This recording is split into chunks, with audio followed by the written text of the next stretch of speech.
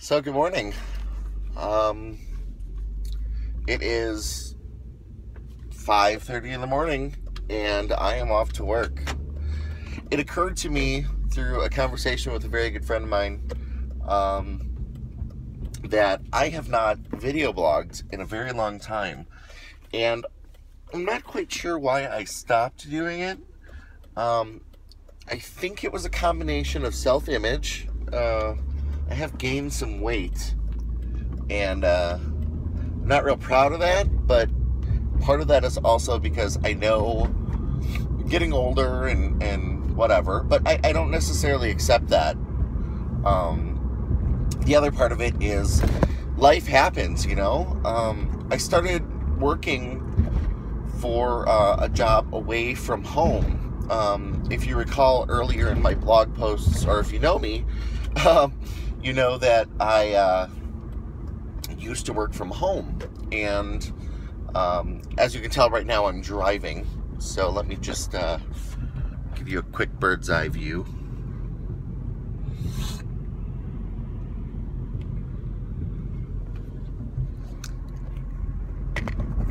Whee!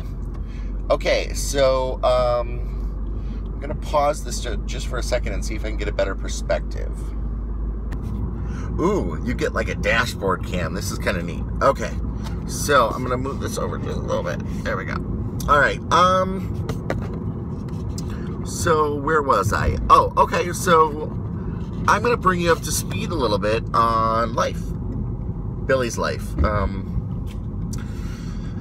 I have just celebrated 3 years at my job for DEA, or Dean Evans and Associates, and it's a great job.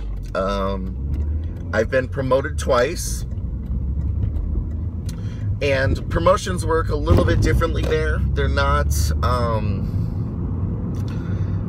like you went from being a level 1 to a level 2, or a regular employee to a senior employee or a manager. In some cases they do, but for me, all of my promotions have pretty much been lateral, short of this last round where they gave me a slight raise. Now let me explain that. I started out as a and forgive me, I'm still waking up here. I started out as a tier 3 support and support person, I guess you could call it, which was basically my knowledge of SQL or databases, and my knowledge of IIS, or Internet Information Systems, or web pages, basically, got me the job. And it was mainly because they needed somebody that could stand above everybody else and take those complicated calls. Well, that quickly escalated into a promotion, or a lateral transfer, to what they called an SSE, or a software support engineer, which was basically the same thing that I was doing before as a tier 3, except it had a different title, a little tiny bump in pay, and it offered a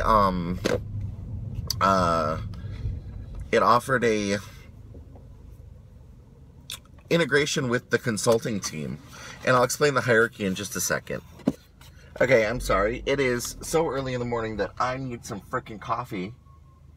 And so I stopped for some coffee. Anyway, now, where was I? Software support engineers. Okay, so we and there's an ambulance behind me. Oh, great. So, or a fire truck, actually. Here it comes. Whee!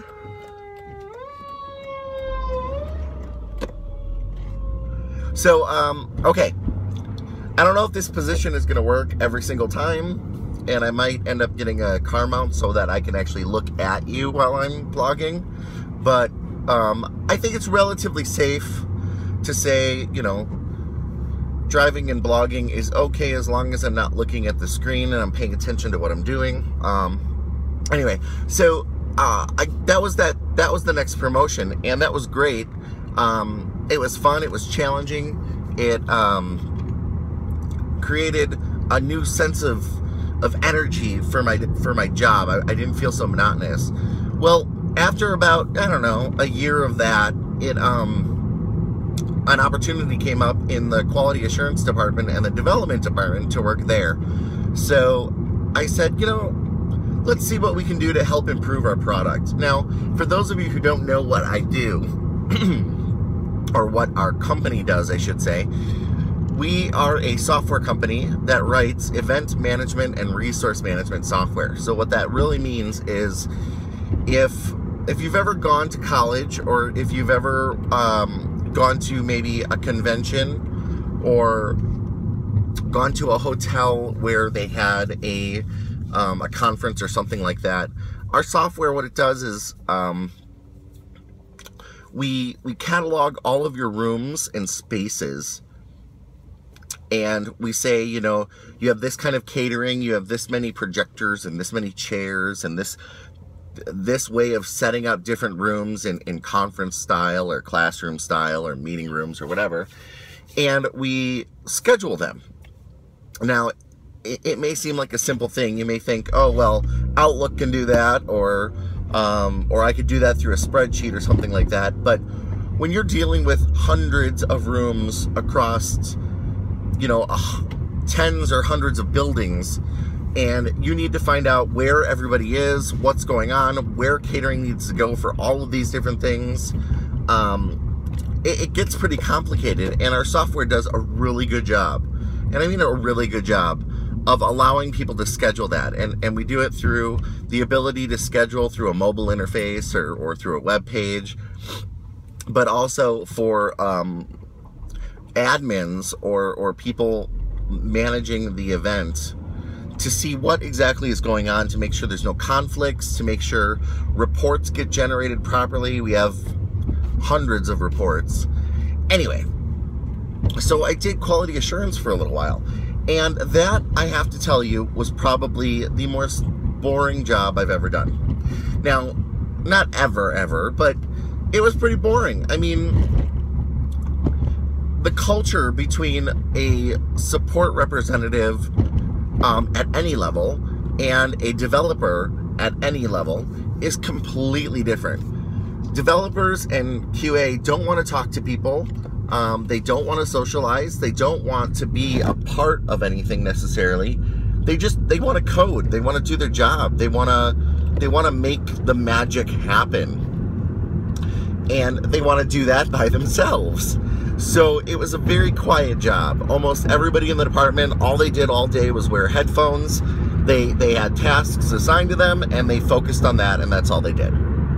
Now, as you probably know, I'm pretty social. I don't do well with being segregated or cornered for any purpose of time or space or energy or anything.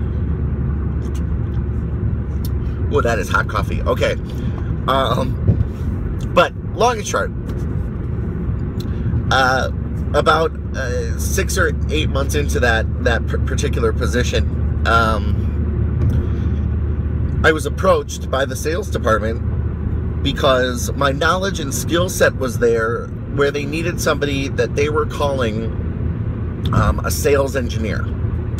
And a sales engineer was kind of a combination of what I had been doing in my software support engineering role and a little bit of sales. And the sales part of it wasn't knowing dollars or trying to sell a product.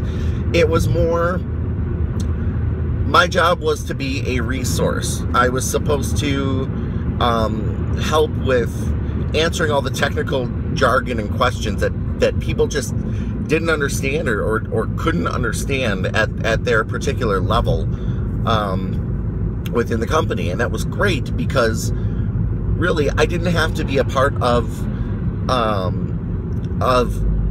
trying to convince people to buy the product, but I was still able to talk to customers now and let them know about all the features and product sets and good things that could come out of the product if they select it.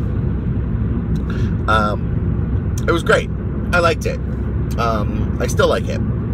But within that, during that period, we were also being acquired by a large equity firm called JMI. And this equity firm wanted to bring in a lot more structure because they wanted to bring us from, like a $2 million a year company to or $10 million a year company or whatever it is, to like a $50 million a year company. So they started hiring a bunch of people for management roles, and we started getting business processes, which is something we never really had before. We had some rules and some roles behind things and how things worked, but there was never really a consistency there. It was just sell your product, do your job, make some money. Okay, great. So now I'm a sales engineer. Now, that title has changed about 5 times. I was a sales engineer first, and then I was a solutions engineer, and then I was a pre-sales engineer, and then a pre-sales consultant, and then a sales consultant, but that lasted like 2 minutes, and then now I'm a solutions consultant. Now, I think I like that title the best out of all of them because, well, I'm kind of torn actually. I like the engineering title because it sounds technical, and it lets the customers know that I'm there to answer questions and provide a technical resource. And consulting can sometimes sound like I'm trying to sell something.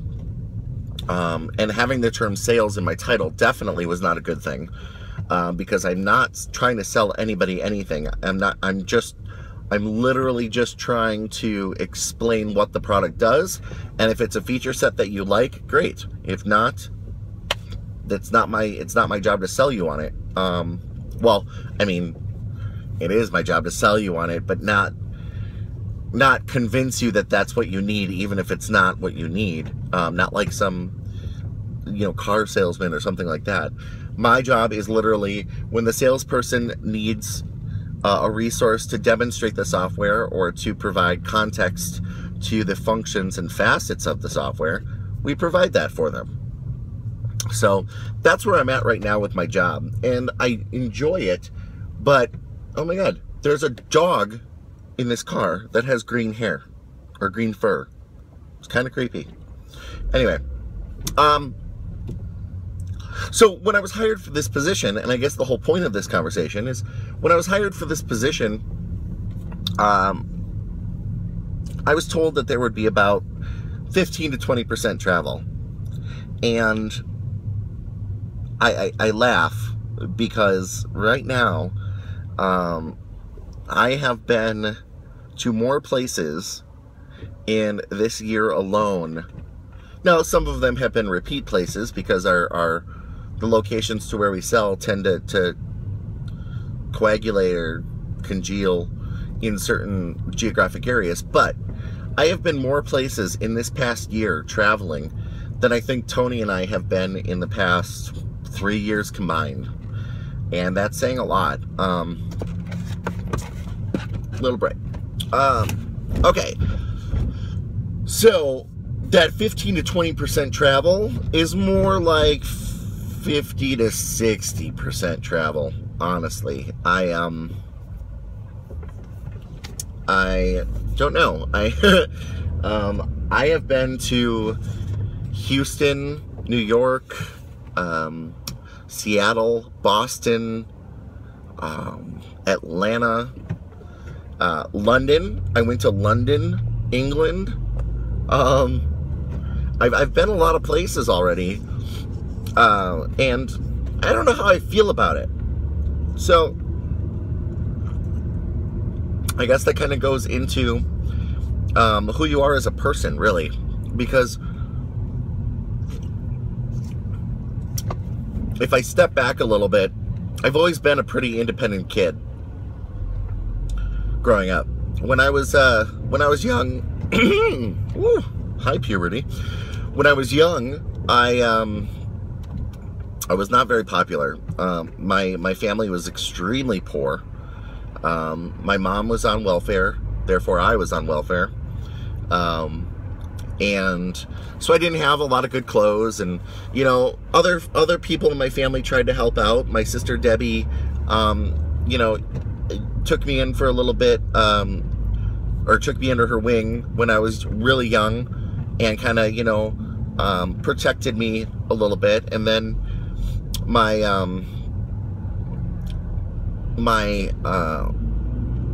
aunt and cousin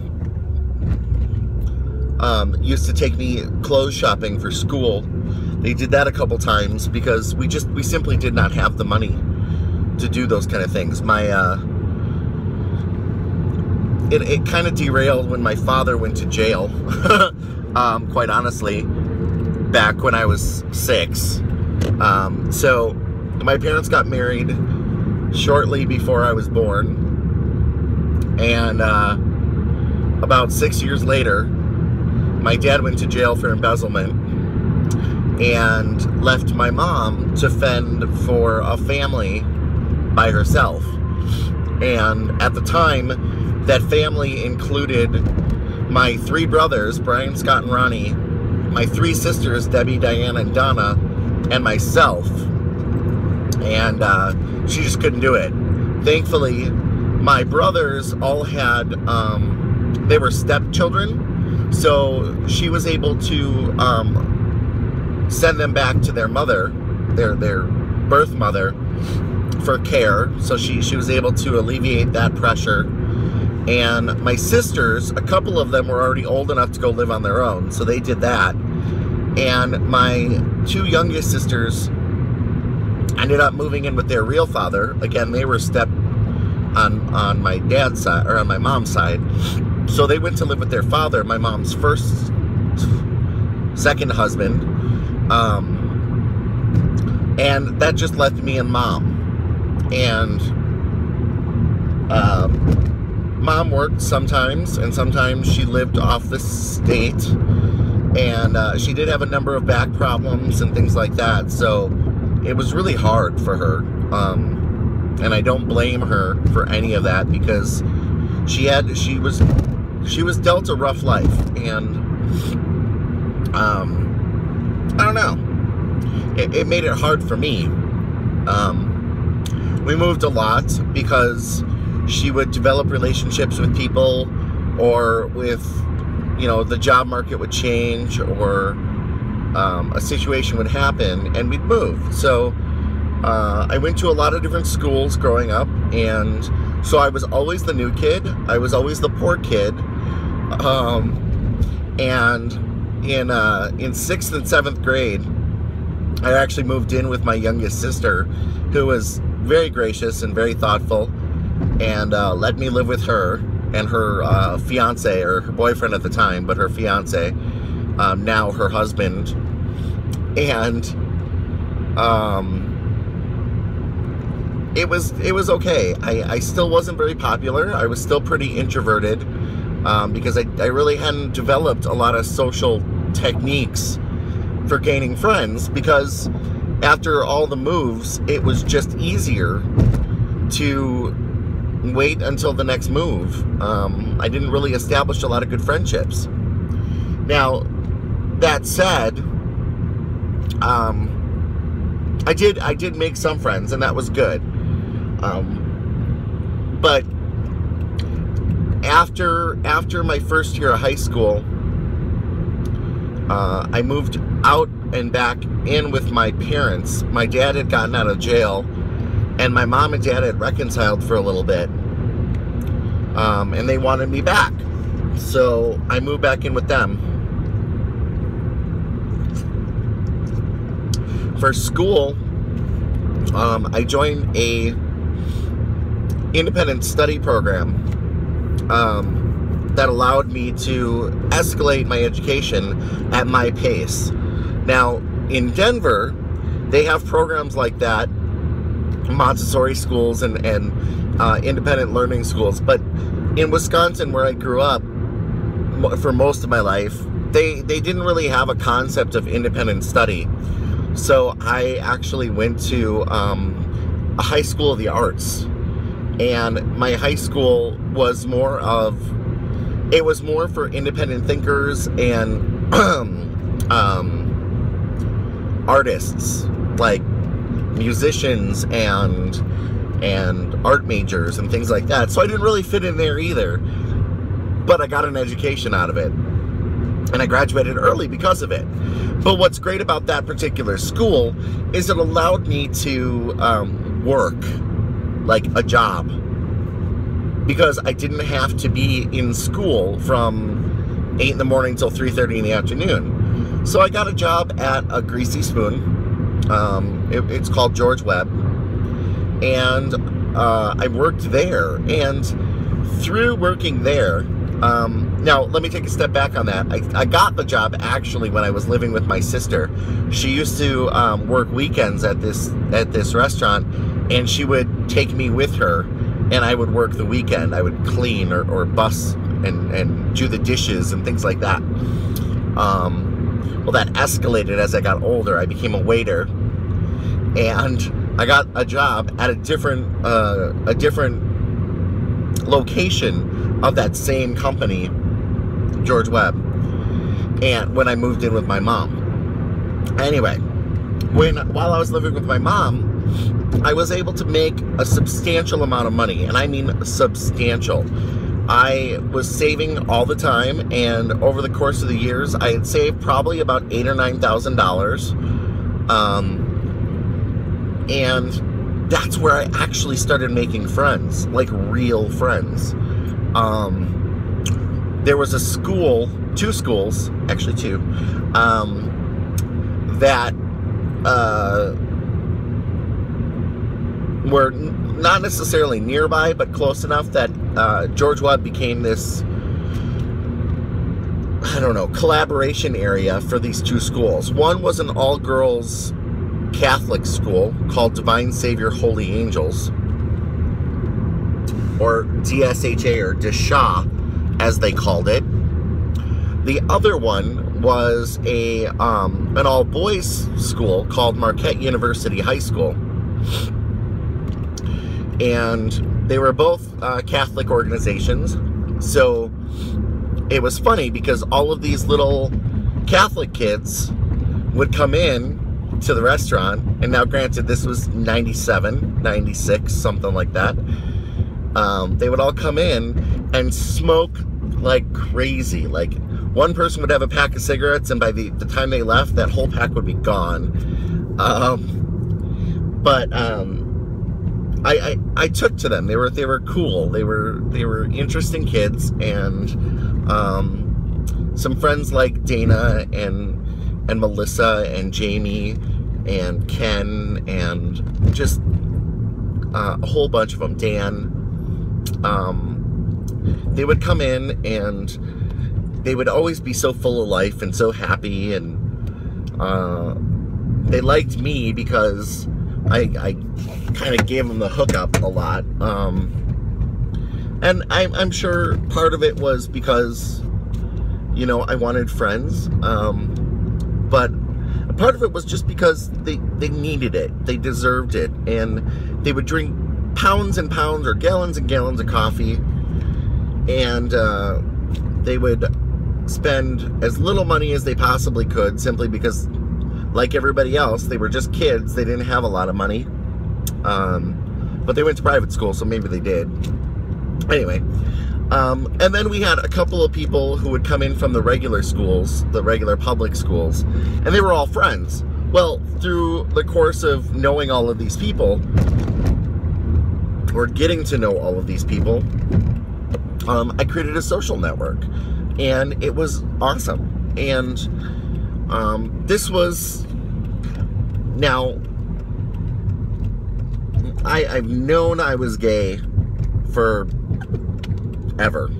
Like, I didn't always know what it was called, and I didn't always know that I was different because of it, or you know, unique or misunderstood or whatever. But I knew that I liked guys. I've been attracted to them, and that translated in several ways throughout life, and I'll probably go into that another time. But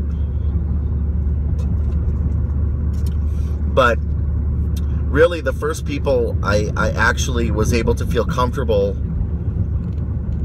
being gay around, like, you know, illustrating my flavors and my tastes and whatever, was with this group of friends. And it was really helpful for me to feel accepted in that way. And I think it was less intimidating for them too, because obviously I've always gotten along with girls. Well, not obvious, but I've always gotten along with girls over guys. I just always have. I've never been really into sports or anything like that, but the girls really accepted me for who I was, and that's when I got my first boyfriend, you know, my first real boyfriend. And I don't know, it was a good time, and I really liked it. They I don't know, it just, how do you explain a friendship, you know?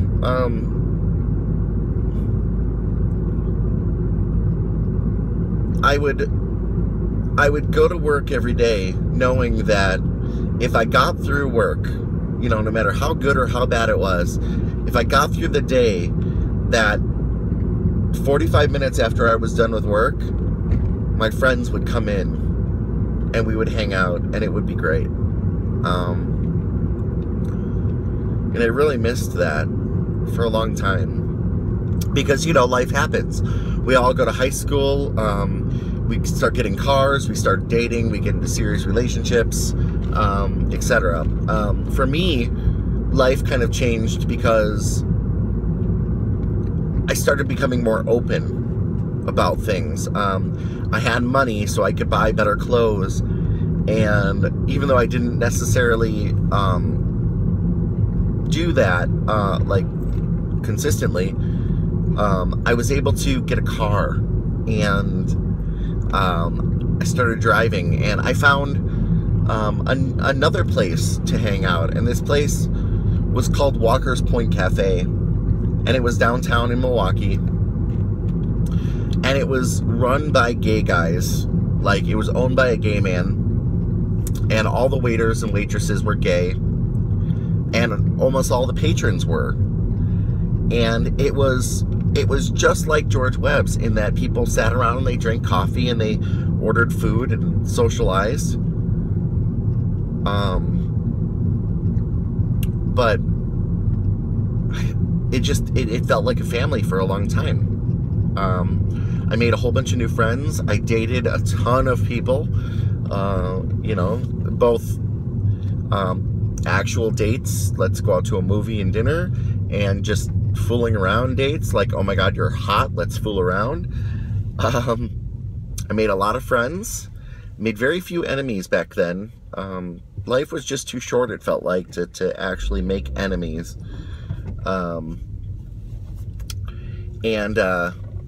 This is a really long blog. This is going to be like a half-hour blog. So I hope you're okay with 20-minute, 30-minute blogs, because I plan on doing this pretty much every day. Now, I think I'm going to slow down here on the conversation and probably stop in just a minute or two. But I just kind of wanted to talk, and I wanted to get things out, and I wanted to, you know, share a little bit of my life. And I pretty much shared like 20 years of my life, but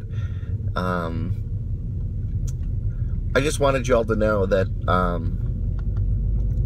the people that are in my life and are my friends, whether they're distant friends or people that I haven't connected with in a while, there were a lot of special people in my life. And even though you might not be directly in my life, because I live in Denver and you live in Phoenix or Milwaukee or New York, I have places in here and in my heart for those memories and those good times. And for those of you that are still in my what I guess I would call an active social circle, I hope you enjoyed hearing a little bit about my life. I plan on blogging on a regular basis. I told my friend Coda that I would blog a lot more. He's very interested in my life, and he's just a great guy. But I told myself that I would blog more often, and I told him that I would too. So I have challenged through conversation. I've created a challenge basically for myself to blog at least 3 times a week, hopefully every day while I'm at work or while I'm on my way to work. So you're going to get a lot of this perspective. And I don't know. I hope my ramblings don't seem useless or futile. I know there's millions of people blogging out there, and some of them are much more entertaining than me. So that's it. I'll try again tomorrow, and I think tomorrow I'll have like I used to do, I'll have a sticky note with a couple topics that I want to cover in life. And yeah. All right. Love you all. I'll talk to you later.